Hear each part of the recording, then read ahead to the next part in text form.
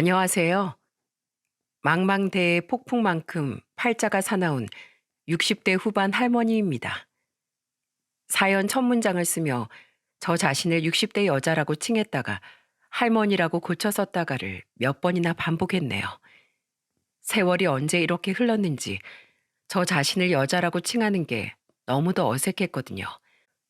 너무 꽃다운 나이에 남편을 잃고 엄마로만 살아왔으니 참 그럴 만도 한 것 같습니다.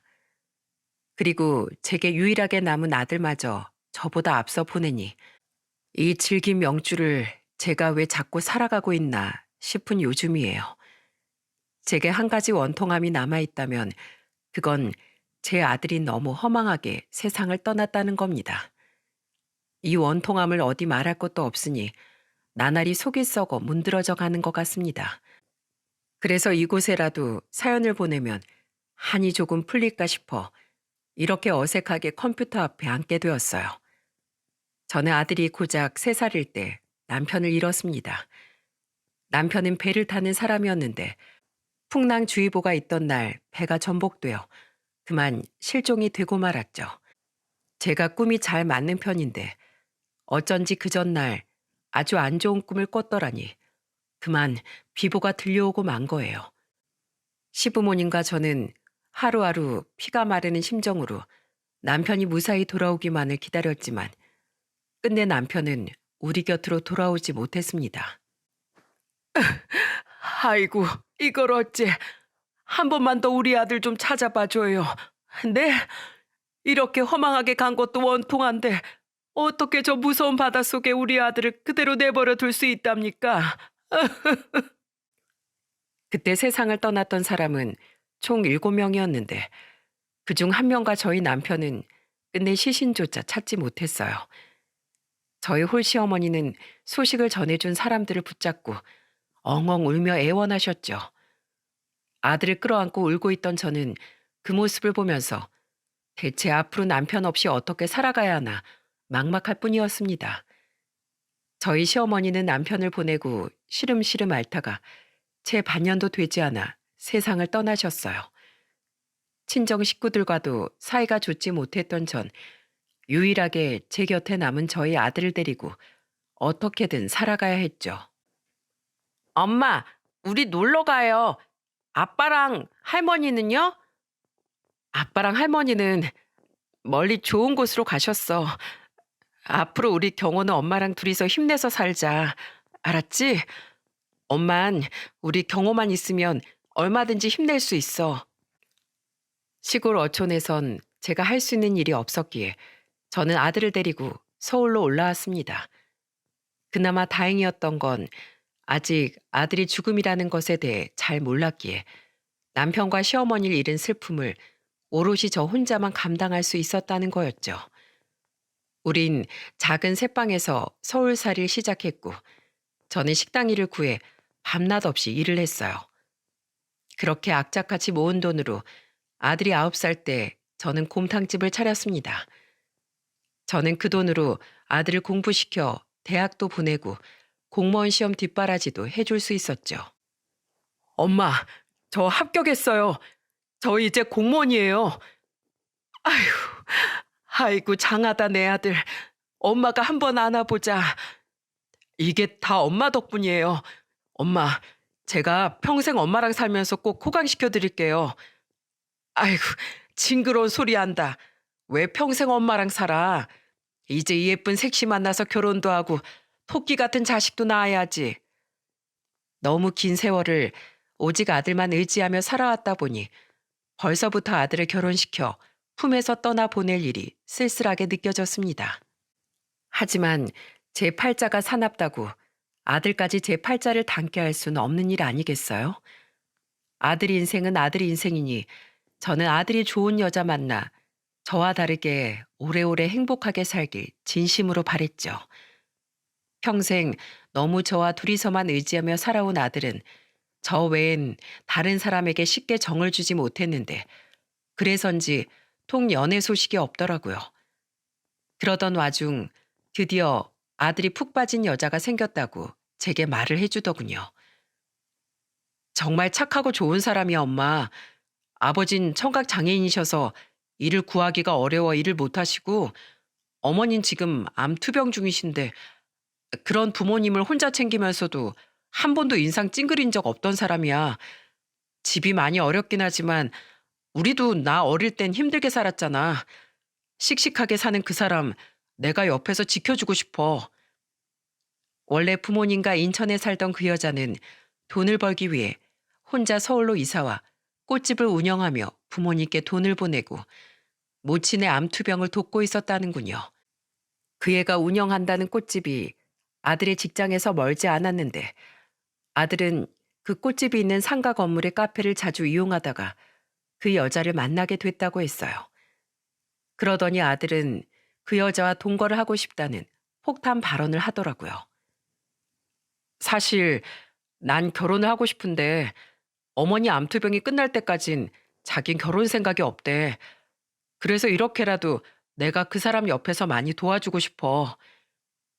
아들의 이런 모습이 처음인지라 차마 안 된다는 말이 나오지 않았어요. 게다가 아들 나이가 벌써 36이니 사실 그런 문제로 제가 이래라 저래라 말하기도 좀 어렵더라고요. 이야기를 들어보니 집이 어렵긴 해도 착한 여자인 것 같아 저는 아들의 의사를 존중해 주었죠. 저는 아들이 만나는 여자가 혹시 마음이 불편할까봐 아들에게 그 애를 소개시켜 달라는 말은 일절 꺼내지 않았습니다. 때가 되면 어련히 아들이 제게 인사를 시켜주겠거니 했죠. 아들은 일주일에 한 번은 집이나 제 가게를 찾아와 저를 보고 갔는데 다행히 아들은 잘 지내고 있는 것 같더군요. 엄마, 양이가 이 꽃다발 엄마한테 가져다 주래요. 이거 양이가 직접 만든 거예요. 예쁘죠? 어머, 고아라. 고맙다고 전해주렴. 우리 양인 정말 얼굴도 예쁘지. 마음씨도 고운데다 자기 부모님도 잘 챙기지. 요리도 잘하지. 정말 빠지는 부분이 없다니까요. 양이 어머니 암 치료 경과도 요새 들어 부쩍 좋아져서 조만간 치료 끝나고 추적 검사만 받으면 될 것 같대요. 조금만 기다리세요, 엄마. 제가 세상에서 제일 예쁜 며느리 데리고 올게요. 저한테도 드디어 새로운 가족이 생기는 거예요, 엄마. 그 애가 그렇게 좋은지 아들의 얼굴엔 행복함이 가득했어요. 특히 새로운 가족이란 말을 하며 아들이 웃는데 그 모습을 보니 마음이 찌르르 아파왔습니다. 제가 걱정할까봐 제 앞에서 티를 내진 않았지만 아빠도 형제도 없이 자란 아들은 사실은 많이 외롭고 사랑이 고팠던 것 같았거든요. 그런 아들이 저 말고 유일하게 정을 준 사람이 그 애였으니 아들은 그 애에게 온 마음을 다 주었던 거겠죠. 곧 결혼 소식을 가져오겠다던 아들은 그것보다 먼저 굉장히 놀라운 소식을 제게 가져다 주더군요. 엄마, 저 이제 애 아빠 돼요. 벌써 애가 8주나 됐대요.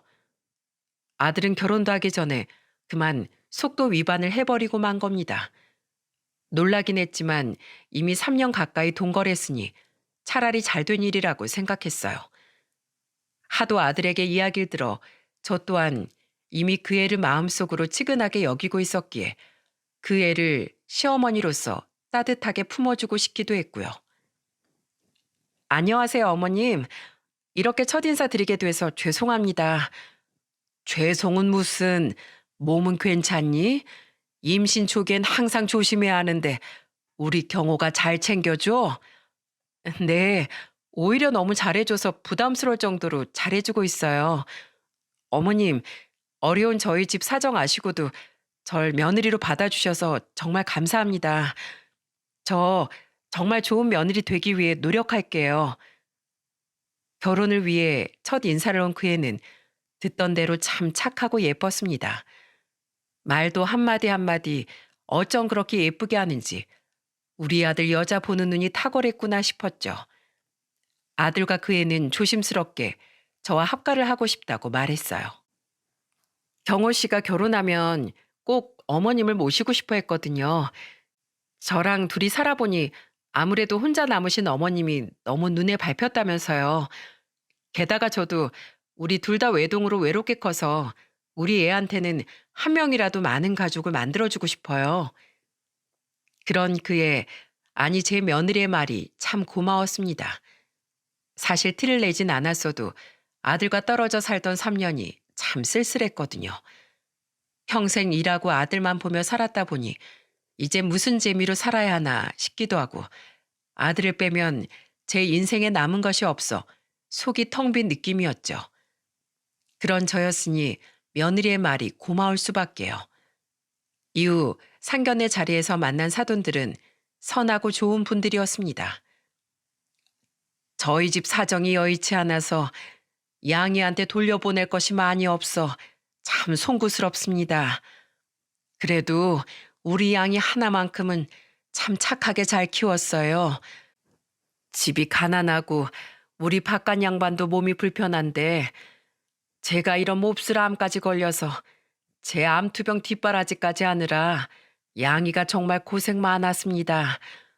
부모 때문에 힘들었던 우리 양이 시집가서 더는 고생하지 않게 잘해주시면 정말 감사하겠습니다. 사부인, 염치 없지만 부모된 마음으로 이렇게 부탁드립니다. 아유, 아닙니다. 이렇게 착한 며느리를 제게 보내주셔서 오히려 제가 더 감사하죠. 저야말로 저희 아들 잘 부탁드립니다. 청각 장애 때문에 말을 못하시던 바깥사도는 열심히 수화로 며느리에게 말씀하시더군요. 며느리는 익숙하게 수화로 바깥사돈과 대화를 했는데 그 이외에도 수화로 자기 부친을 살뜰히 챙기는 모습이 그렇게 예뻐 보일 수가 없었습니다.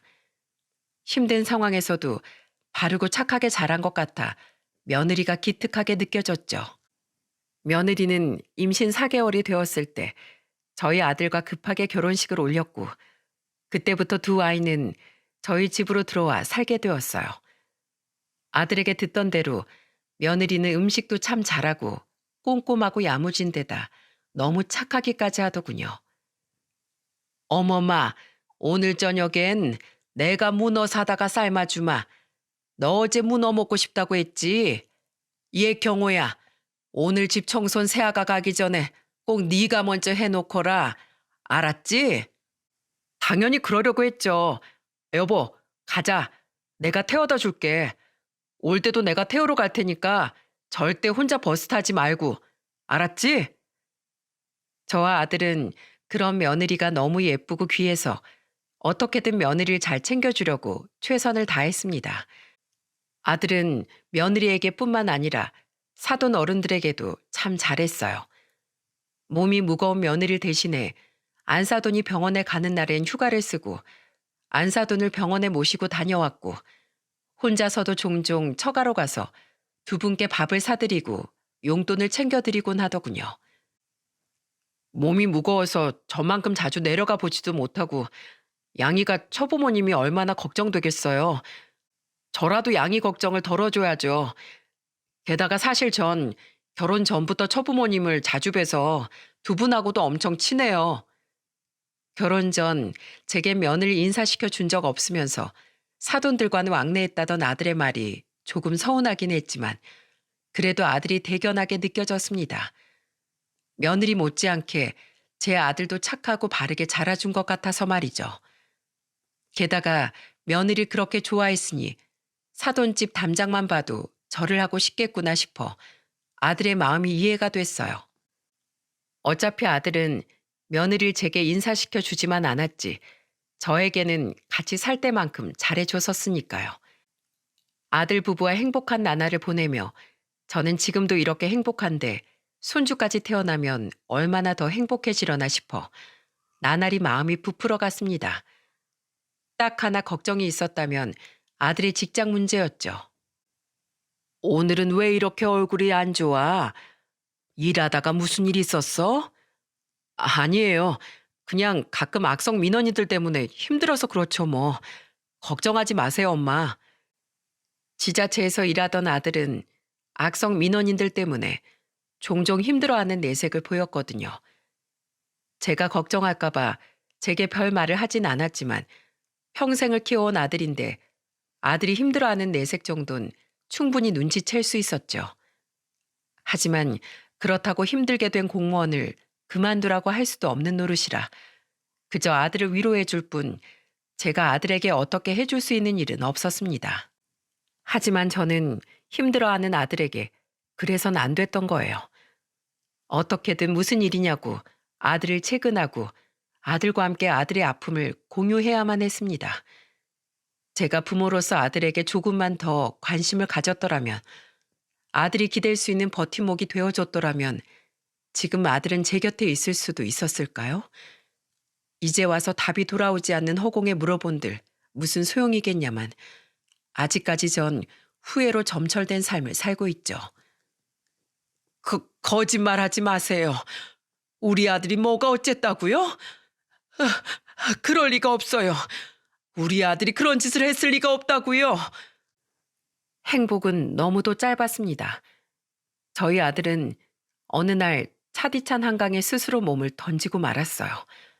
결혼한 지 고작 석 달 뒤에 말이죠. 며칠간 아들이 집에 돌아오지 않아 저와 며느리는 아연 질색이 되어 실종 신고를 했습니다.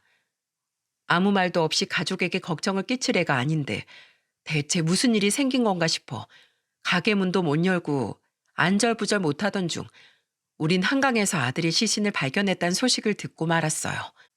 퉁퉁 불어 싸늘해진 아들의 주검을 끌어안고 저는 오열했습니다. 대체 왜 아무런 전조 증상도 없던 우리 아들이, 곧 태어날 자식을 생각하며 행복에 젖어 있던 내 아들이 왜 이런 모습으로 우리에게 돌아온 건지 아무리 생각해봐도 이해할 수가 없었죠. 부검 결과 타살의 흔적도 없었기에 저는 더더욱 가슴이 무너졌습니다. 세아가, 경호가 너한테 정말 아무 말 없었니? 얘가 이럴 일이 없는데 대체 왜 이런 선택을 했단 말이냐? 어? 어머님, 사실 이 사람 그동안 악성 민원인들 때문에 엄청 힘들어했어요. 걱정하실까봐 어머님한텐 절대 말하지 말라고 해서 여태 어머니께 자세히는 말씀 못 드렸어요. 욕설을 듣는 건 부지기수였고 손찌검까지 당해서 입안이 터져서 들어온 적도 있었어요. 어떤 날엔 음료수를 던진 사람 때문에 우리 몰래 찜질방에서 씻고 온 날도 있었대요. 어떻게 사람이 사람한테 그런 짓을 할 수가 있단 말이에요. 공무원도 감정을 가진 사람인데요. 바보 같은 사람. 그렇게 힘들면 차라리 공무원을 그만두겠다고 말할 것이지. 이렇게 힘들 때까지 우리한테 말도 못하고 그동안 혼자 얼마나 끙끙 앓았을까요? 제가 죄인이에요, 어머니. 아내가 돼서 이 사람 고충도 제대로 헤아리지 못한 저 때문에 이 사람이 죽은 거라고요.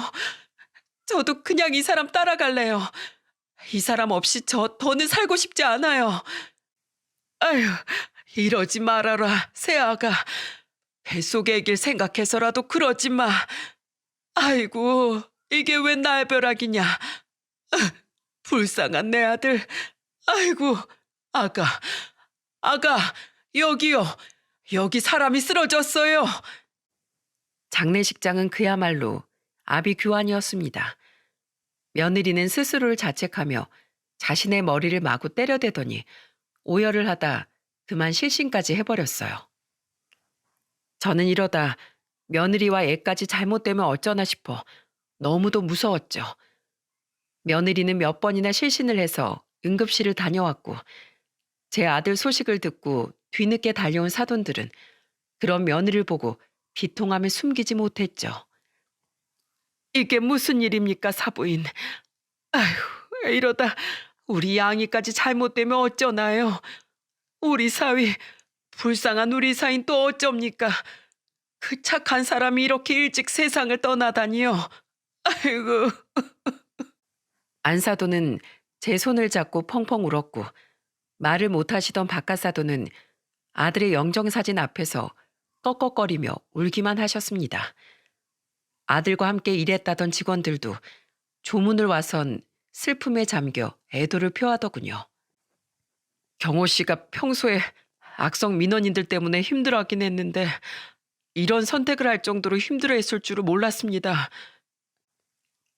장례식이 끝난 후 며느리는 식음을 전폐하고 알아누웠어요.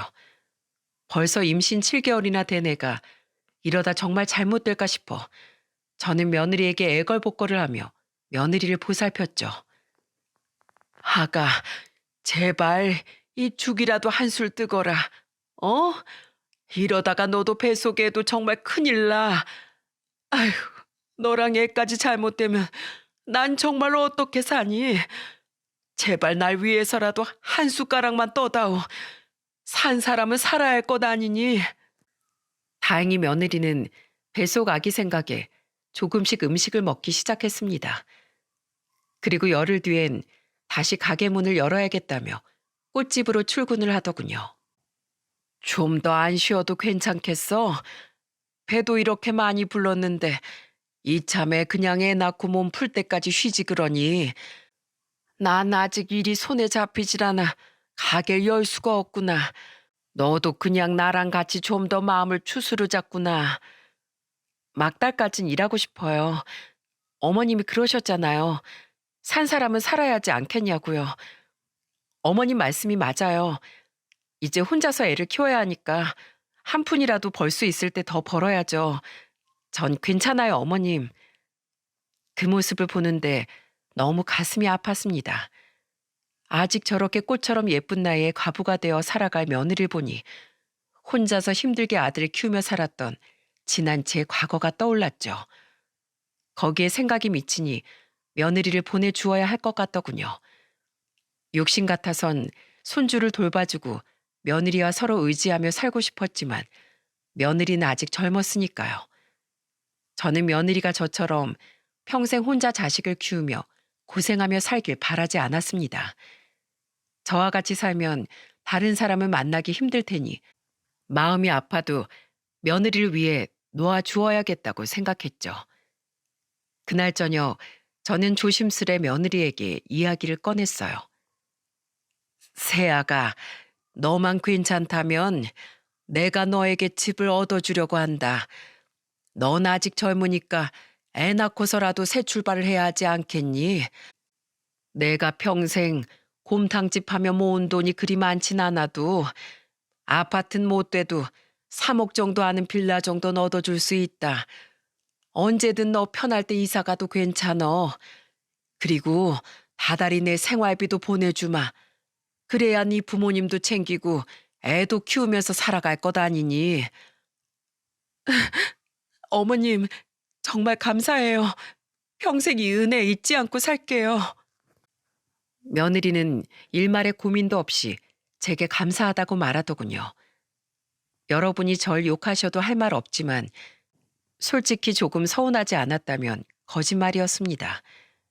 며느리와 너무도 사이좋은 고부 사이였기에 전 혹시라도 며느리가 저와 산다고 말하지 않을까 약간 기대했던 것 같아요. 참 추한 늙은이의 욕심이었죠. 게다가 며느리는 제가 말을 한 지 일주일도 되지 않아 제게 와서 이렇게 말하더라고요. 어머님, 말씀해 주신 집 제가 좀 알아봤는데요. 여기에서 좀 떨어진 동네긴 한데 괜찮은 빌라가 금매로 2억 8천에 나왔더라고요. 입주 날짜가 한 달 반 뒤라 애 낳기 전에 미리 이사하는 게 애 낳고 몸 힘들 때 하는 것보다 나을 것 같아요.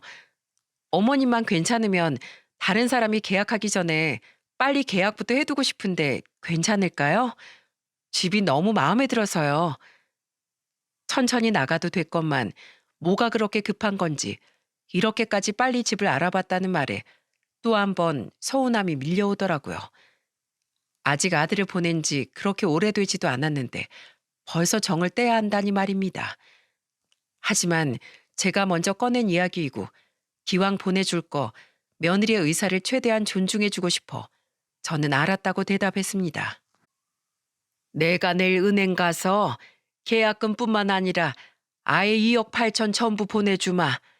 세금이랑 복비도 내가 따로 계산해봐서 더 보내줄 테니까 계약하고 이사 당일에 잔금까지 네가 전부 치르렴. 근데 너 혼자서 애 낳고 산후조리까지 할 수 있겠어? 혼자서 애 돌보면서 몸 추스르기 힘들 텐데. 친정 엄마가 많이 건강해지셨으니까 아예 친정 부모님 모시고 같이 살려고요. 전에 혼자 살 땐 원룸에 살았어서 못 모시고 왔었거든요. 어머님이 이렇게까지 도와주셨는데 어떻게 어머님께 더 폐를 끼치겠어요? 이만큼 도와주신 것만 해도 너무 감사해요, 어머님. 어머님이랑 같이 보낸 시간 저 살면서 절대로 잊지 못할 거예요. 자주 연락드리고 손주도 자주 보여드릴게요, 어머님. 그래, 알았다. 부디 잘 살거라, 아가. 나가서도 내 도움 필요한 일 있으면 꼭 연락하고. 며느리는 제 손을 잡고 눈물을 글썽였습니다. 저 또한 결국 참지 못하고 눈물을 흘렸죠. 며느리를 보내야 하는 일이 가슴 아팠지만 이 또한 제 아들을 떠나보내는 과정 중 하나라고 생각하고 마음을 다잡으려고 노력했어요. 그런데 그날 밤 세상을 떠난 후 야속하게도 한 번도 꿈에 나타나지 않던 아들이 제 꿈에 나타났습니다. 그런데 아들은 엉엉 울며 제게 아주 이상한 말을 계속해서 반복하더군요. 아휴, 경호야, 왜 우니 내 아들? 뭐가 그렇게 고통스러워서 저 세상에서도 이렇게 울고 있는 거야? 엄마, 절대 그 여자한테 돈 주지 마세요. 뭐라고? 그 여자라니? 누구? 세아가 말이냐? 우린 다 속고 있었어요. 그 여잔 배신자예요. 아들은 이유 모를 말만 반복하며 울더니 이내 제 앞에서 스르르 사라져버렸습니다. 저는 허공에 대고 마구 팔을 흔들며 애타게 아들의 이름을 부르다가 잠에서 깼죠. 깨서 얼굴을 만져보니 제 얼굴은 눈물로 축축하게 젖어 있더군요. 너무 이상했습니다. 너무도 서럽게 울던 아들의 모습은 아침까지도 제 머릿속에서 잊혀지질 않더군요. 그냥 꿈이라고 치부하기엔 구체적으로 며느리에게 돈까지 주지 말라고 울던 아들의 모습이 너무 생생했거든요. 게다가 평소 꿈이 잘 맞던 저로선 그 꿈을 도저히 그냥 무시하기 힘들더라고요. 무작정 평소 그렇게 착했던 며느리 의심하는 건 미안했지만 혹시 아들이 그렇게 울던 이유가 정말로 며느리에게 있는 건가 싶어 이 찝찝함을 어떻게든 풀어야 할 것 같았습니다. 미안하다, 세아가. 내가 묶어둔 돈에 조금 문제가 생겨서 며칠만 좀 더 기다려주지 않으련? 정말요? 어쩔 수 없죠. 우선 제 돈으로 계약금 내둘게요. 다른 사람한테 그 집이 넘어갈까 봐요. 며느리에게 핑계를 댄 저는 그 길로 미리 알아본 심부름 센터를 찾아가 며느리의 뒷조사를 의뢰했습니다. 조사를 의뢰하면서도 며느리에 대한 미안함은 영 가시질 않더라고요. 좀 급해서 아마 별 문제 없을 테니 최대한 빨리 조사 좀 부탁드립니다. 확인차 의뢰한 일이라 저는 최대한 빨리 조사를 해달라고 부탁했습니다. 그냥 제 우려였겠거니 싶었지 정말로 며느리에게 어떤 내막이 있을 거라곤 생각지도 못했죠. 하지만 제 우려는 결국 현실이 되어 돌아오더군요. 나흘 뒤 저는 죽은 아들의 차를 끌고 심부름 센터를 다시 찾아갔어요. 전에 찾아가 보니 대중교통을 타고 가기엔 거리가 조금 멀었거든요. 그리고 심부름 센터 직원에게 결과 자료를 받아든 전 꿈속 아들이 펑펑 울었던 이유를 알고 엄청난 충격에 빠지고 말았습니다. 이건 사모님 며느리 자기 꽃집이 있는 건물의 건물주랑 내연관계더군요. 심지어 그 건물주 애가 둘이나 있는 유부남입니다. 실질적으로 그 건물도 명의만 그 건물주 거지 건물 자체는 부유한 처가에서 사준 거더라고요. 사진 속 며느리는 꽃집 안에서 웬 중년 남자 손을 꼭 붙들고 있더군요. 다음 사진에선 차마 눈 뜨고는 못 볼 스킨십까지 하고 있었죠. 그렇게 굳게 믿었던 며느리는 건물주와 바람을 피우고 있었던 거예요. 심부름센터 직원은 제게 다음 자료도 보여주었는데 그건 두 사람이 다정하게 바닷가를 거니는 모습이었습니다. 며느님, 이틀 전에 집에 엄청 늦게 들어왔죠? 그날 저 두 사람 근교 바닷가로 당일치기 여행을 다녀오더군요. 게다가 여행에서 돌아와선 건물주 아내가 의심하지 못하게 며느님 꽃집에서 꽃다발까지 직접 만들어서 건물주에게 들려보내더라고요. 너무 충격을 받은 나머지 사진을 들고 있던 제 손이 바들거렸습니다. 저는 덜덜 떨리는 목소리로 직원에게 물었죠. 그리고 돌아온 직원의 대답은 충격적이다 못해 절망적이었어요. 어떻게 이런 일이? 얜 임산부라고요. 어떻게 애까지 뵌 애가 바람을 피우고 있단 말인가요? 놀라지 마세요, 사모님. 뱃속의 그 애도 실은 아드님 친자가 아닙니다. 여기 어제 두 사람이 레스토랑에서 나누던 대화 녹음본이에요. 제가 뒷자리에 앉아서 직접 녹음한 겁니다. 한번 들어보세요. 직원은 녹음기를 재생시켜 제게 건네주더군요. 그곳에선 며느리의 목소리가 흘러나오기 시작했어요. 이 애 확실히 당신 애인 거 알지? 동거할 때 남편을 철저하게 피임했어서 내가 나중에 피임기구에 문제가 있었나 보다 하고 엄청 둘러댔었다고 얘기했잖아. 아이, 알지 그럼. 갑자기 우리 둘 다 아는 이야기를 밥 먹다 말고 왜 꺼내? 그래서 말인데 당신 정말 아내랑 이혼하고 나랑 살면 안 돼? 이제 남편도 죽은 마당에 나 남편도 없이 혼자서 애 키우면서 살기 싫어. 내 시어머니처럼 평생 과부로 사는 건 딱 질색이라고.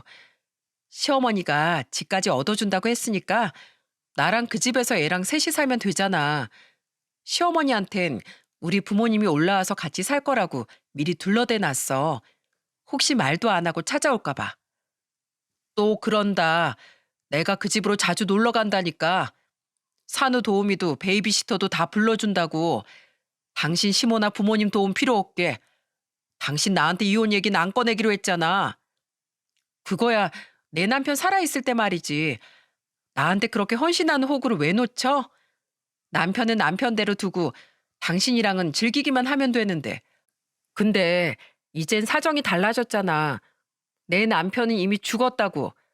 갑자기 과부된 것도 서러운데 너무 갑자기 죽어버리니까 혹시 내가 바람 피우거나 애가 자기 애 아닌 거 눈치채서 그런 건가 싶어서 진짜 식겁했어. 죽기 전 며칠 동안 나한테 왠지 냉랭했었거든. 다행히 유서 같은 건 없었는데 혹시 몰라서 남편이 악성 민원인들 때문에 그런 것 같다고. 남편 마음 못 헤아린 내가 죄인이라고 실신하는 척까지 하면서 아주 생쇼를 했다니까. 나 진짜 너무 처량하지 않아?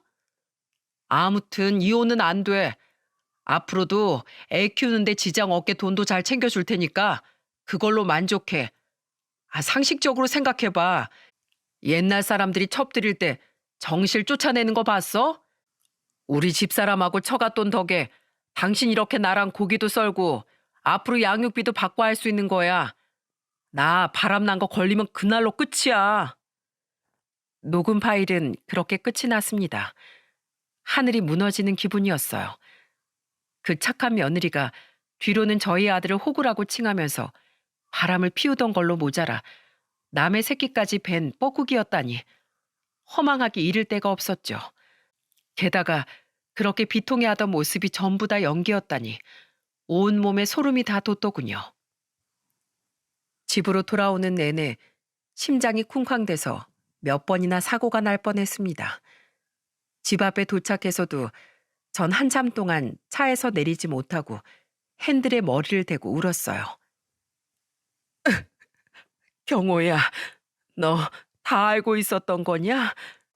일 때문이 아니라 너도 이 사실을 알고 괴로워하다 그런 선택을 했던 거야? 제발 다시 꿈에라도 나타나서 말해다오. 네 아내가 널 그렇게 괴로운 길로 떠밀었던 거니? 어?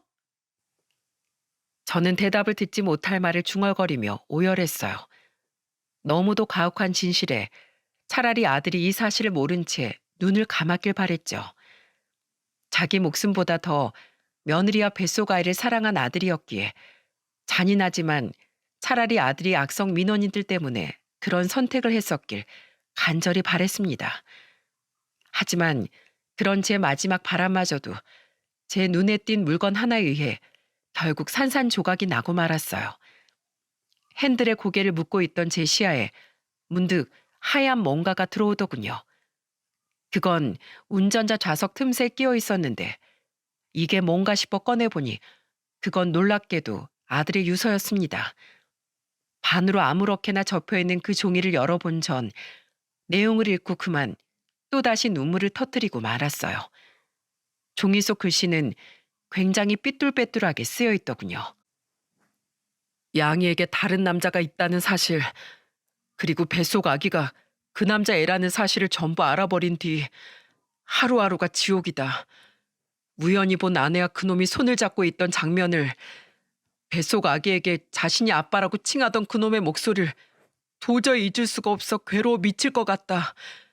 하지만 양이와 아기는 내 전부였기에 난 양이를 버릴 수도 없고 그렇다고 품을 수도 없다. 지금 술김에 차라리 강물에 몸을 던지면 모든 게 다 편해질 것 같다. 엄마에겐 너무 죄송하지만 난 더 이상 이 지옥 속에서 견딜 자신이 없다. 엄마, 죄송해요. 전 먼저 물속에 가라앉아 있는 아버지를 만나러 갈게요. 이 불효자식을 용서하지 마세요. 유서엔 혼자 고통에 몸부림치던 아들의 모든 진실이 적혀 있었어요. 아들은 모든 사실을 알고 괴로워하다 술에 취해 그만 우발적인 선택을 해버렸던 겁니다. 우발적이지 않고선 절대 그런 행동을 할 애가 아니었으니까요. 아니, 또 모르겠네요. 그쯤 되니 제가 아들에 대해 제대로 알고 있는 것이 있긴 한 건지, 아들이 그렇게 되도록 아무것도 몰랐던 제가 부모 자격이나 있었던 건지 너무 괴롭고 혼란스럽더군요. 미안하다, 경호야. 바보같이 아무것도 몰랐던 이 엄마를 용서하지 말거라. 저는 아들의 유서를 끌어안고 목 놓아 울었습니다. 제 아들을 죽음에 이르게 만든 며느리를 당장이라도 잡아 죽이고 싶었어요. 저는 차를 몰고 곧장 며느리의 꽃집으로 향했고 그곳에 도착하자마자 목격한 장면에 또 한 번 눈이 뒤집어지고 말았죠. 어머님, 여긴 어쩐 일로 오셨어요? 우셨어요?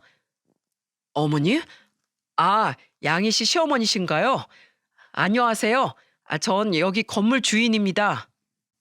그곳엔 며느리와 바람난 건물주 놈이 함께 있었거든요. 두 사람은 꽃집 앞에 나와 커피와 음료수를 마시고 있었는데 뻔뻔하게도 건물주는 제게 인사까지 건네더라고요. 그 모습에 눈이 돌아버린 전 며느리의 손에 들려있던 음료수를 냅다 낚아채 며느리 얼굴에 확 부어버렸습니다. 어머니! 어머님이라고 하지마, 이 가증스러운 인간아. 그래, 울었다. 내가 철석같이 믿고 있던 며느리란 년이 알고 보니까 남의 새끼를 베고 그놈이랑 여전히 바람피고 있다는 사실을 알고 분해서, 그리고 내 아들이 모든 사실을 알고 죽었다는 사실이 원통해서 울었다. 네? 그걸 어떻게... 아니, 그게 아니고 어머님, 뭔가 오해가 있으신 것 같아요. 저 이분이랑 그런 관계 아니에요. 정말이에요. 어디서 발뺌이야? 내가 너희들이 손잡고 여행 가고 네 뱃속에 애가 저놈애라고 말하는 녹음 파일까지 증거로 다 가지고 있는데, 이 짐승맛도 못한 년아. 네가 어떻게 내 아들한테 그럴 수가 있어. 우리 아들이 너랑 네 부모한테 얼마나 잘했는데.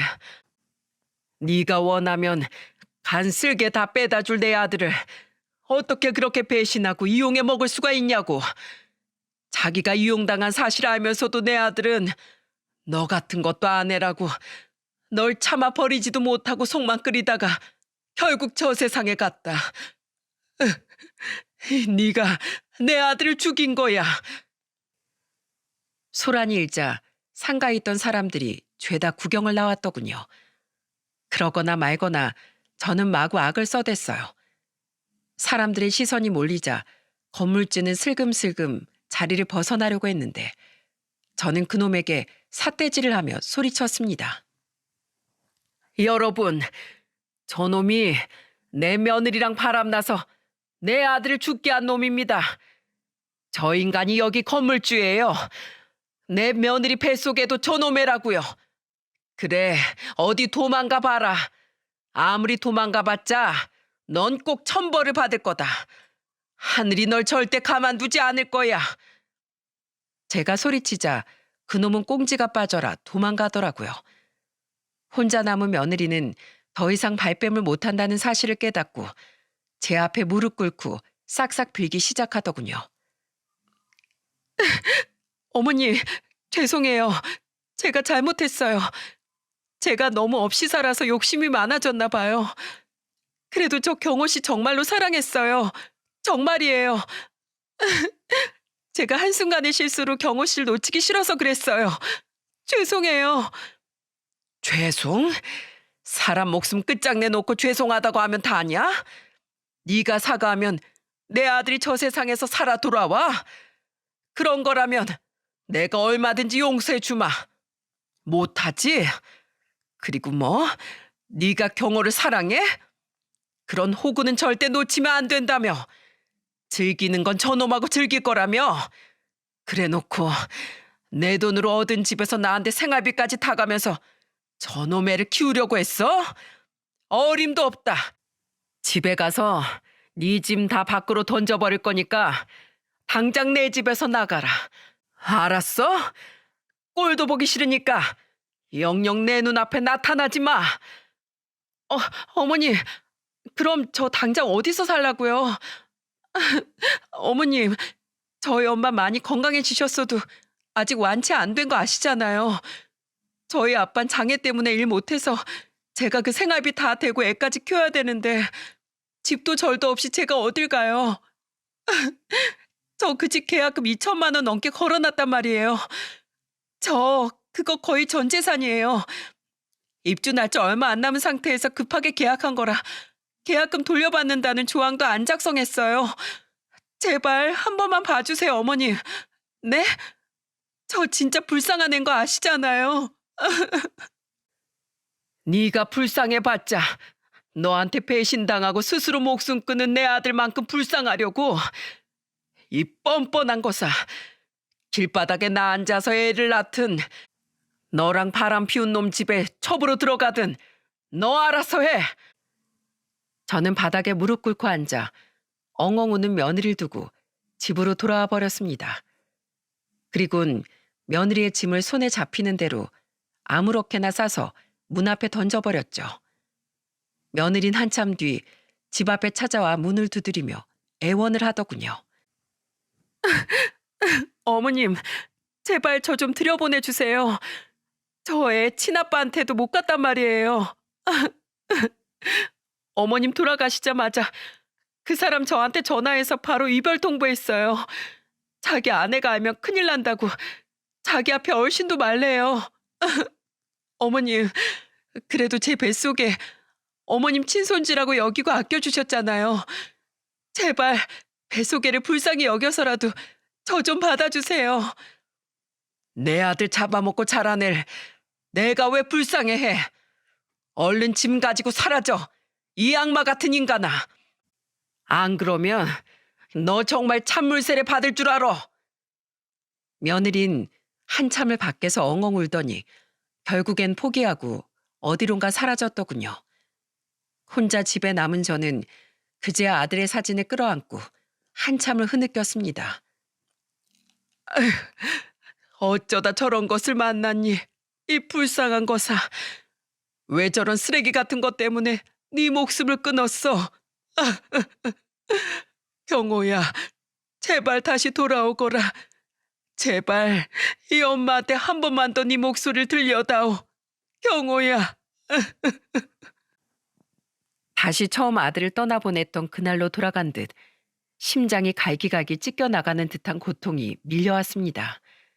그렇게 저는 아무데도 나가지 않고 집에 틀어박혀 며칠을 내리 밥도 먹지 않고 울기만 했죠. 그리고 한 달이 채 지나지 않아 누군가 적막한 저희 집을 찾아왔어요. 그 사람들은 바로 며느리의 부모, 사돈들이었습니다. 아휴, 죄송합니다, 사부인. 두 사람은 저희 집에 들어오자마자 제게 무릎을 꿇고 사죄를 하더군요. 안사돈은 눈물을 흘리며 말했죠. 제가 딸 자식 하나만큼은 잘 키웠다고 생각했는데 제 생각이 틀렸습니다. 제 딸이 그런 몹쓸 짓을 했을 줄은 꿈에도 몰랐어요. 세상에 주서방 같은 사람이 또 어디 있다고 그 애가 그럴 수가 있단 말입니까? 차마 우리한테 면목 없어서 고시원을 전전하다가 배가 너무 불러서 더는 안 되겠는지 얼마 전에야 양이가 저희 집으로 와서 모든 사실을 털어놨습니다. 그 사이 그앤 집 계약금도 날리고 그놈에게도 버림받고 그놈 아내한테 건물에서까지 쫓겨났대요. 건물 사람들이 그놈 아내에게 전부 얘기해준 모양이더라고요. 그놈도 결국 지 아내한테 이혼 소송 당하고 제 딸도 마찬가지로 그 아내에게 소송이 걸려 위자료를 물어줘야 할 것 같습니다. 양이를 동정해달라고 이런 말씀 드리는 거 아닙니다. 적어도 제 딸이 자기 죄에 대한 대가를 치르고 있다는 사실을 사부인께 알려드리고 싶었어요. 사부인, 마음 같아선 우리도 주서방에게 그런 짓을 한 딸을 내치고 싶습니다. 하지만 아프고 병든 부모를 최선을 다해서 책임졌던 그 애, 우린 차마 내칠 수가 없었어요. 집을 단칸방으로 이사해서라도 딸이 저지른 일에 대한 대가를 우리가 대신 치러주려고 합니다. 그렇게라도 딸을 잘못 키운 벌을 받아야지요. 제 사과가 전혀 위로가 되지 않으시겠지만 그래도 이렇게 사죄드립니다. 정말 죄송합니다, 사부인. 안사도는 끊임없이 스스로를 자책하며 제게 사과를 했고 말씀을 못하는 박가사도는 겨우 애 하는 소리만 내뱉으며 알 수 없는 수화로 제게 사과를 하시는 것 같더군요. 사실 며느리의 부모는 무슨 잘못이랍니까? 펑펑 울며 자식이 저지른 일에 대한 사죄를 하는 두 사람의 모습을 보니 제 마음도 참 뭐라 형언할 수 없이 아파오더라고요. 저는 괜찮다는 말도 그렇다고 원망의 말도 내뱉지 않았어요. 그저 아무 말 없이 건강 잘 회복하시라는 말만 건네곤 두 사람을 돌려보냈죠. 그렇게 전 정말로 아들의 죽음에 대한 마지막 정리를 하게 되었습니다. 결국 남편에 이어 아들마저 먼저 떠나보낸 저는 다시 곰탕집을 열고 기계처럼 일만 하며 지내고 있어요. 돈을 벌기 위해서가 아니라 그저 제가 이제 뭘 해야 하는지 알 수가 없어서 그거라도 해야 할 것 같았거든요. 정신없이 음식을 하고 손님을 맞이하다 보면 그때만큼은 아들 생각을 잠시 잊을 수가 있어 잠시나마 제 괴로움에서 벗어날 수도 있었고요. 며느리가 살던 쪽 근방 토박이인 지인이 소식을 듣고 제게 전해주길 며느리는 아들을 낳았다고 합니다. 그곳에서 애를 낳고 얼마 되지 않아 생계를 위해 다시 꽃집을 차렸는데 월세가 저렴한 곳을 구하느라 위치가 좋지 않아 장사가 잘 되지 않는다고 해요. 원래도 허름했던 사돈들의 빌라에서 결국 단칸방으로 이사를 해 아기까지 네 식구가 살고 있는 모양인데 그렇게 마련한 돈도 상간남 아내에게 위자료로 뜯겨서 가진 돈이 많이 없었던 거겠죠. 게다가 제 모든 사정을 알고 있던 지인이 동네방네 이야기를 퍼뜨려 며느리는 그 동네에서 손가락질을 받으며 살고 있다고 합니다. 남편 죽게 한 과부의 한 가정을 파탄낸 상간녀라고 말이죠. 때문에 며느리뿐만 아니라 그 부모들까지 동네에서 고개를 못 들고 다닌다고 하더군요. 그 이야기를 듣고 죄 없는 아기와 전 사돈들이 딱하게 됐다는 마음도 잠시 들었지만 제 아픔 또한 돌보지 못하는 와중에 남의 걱정은 사치다 싶어 이내 고개를 저었네요. 저는 형체 없는 아들과의 추억만 부여잡고 의미 없는 목숨을 이어가고 있습니다. 어쩌다 꿈속에 나오는 아들의 모습으로 위안을 삼으며 말이죠. 가끔은 아들이 나오는 꿈에서 영원히 깨고 싶지 않아 다시 잠을 청해보기도 하면서 말입니다. 요즘 그나마 생긴 작은 낙이 바로 이 채널의 사연을 듣는 거랍니다. 이곳 사연들을 듣다 보면 많은 사람들이 저만큼 별별 견디지 못할 아픔을 겪었으면서도 꿋꿋이 살아가는 것 같아서요. 그 수많은 사연들을 듣다 보면 저도 모르게 작은 공감과 위로를 얻곤 하죠. 제 사연을 듣고 계신 분들 중 저와 같이 자식을 잃은 분이 있다면 우리 서로 아픔을 보듬어주고 앞으로의 삶을 응원해 주었으면 좋겠습니다. 자식 잃고 살아가는 삶이 부모에게 무슨 의미가 있겠냐만 그래도 이렇게 살아있는 데는 주어진 삶의 이유가 있지 않겠어요? 지금은 이렇게 괴롭고 쓸쓸해도 내일은 내일만의 따뜻한 해가 떠오르겠죠. 제 쓸쓸한 사연을 귀담아 들어주셔서 진심으로 감사드립니다. 모두들 의미 있는 삶을 보내시길 바래요. 감사합니다.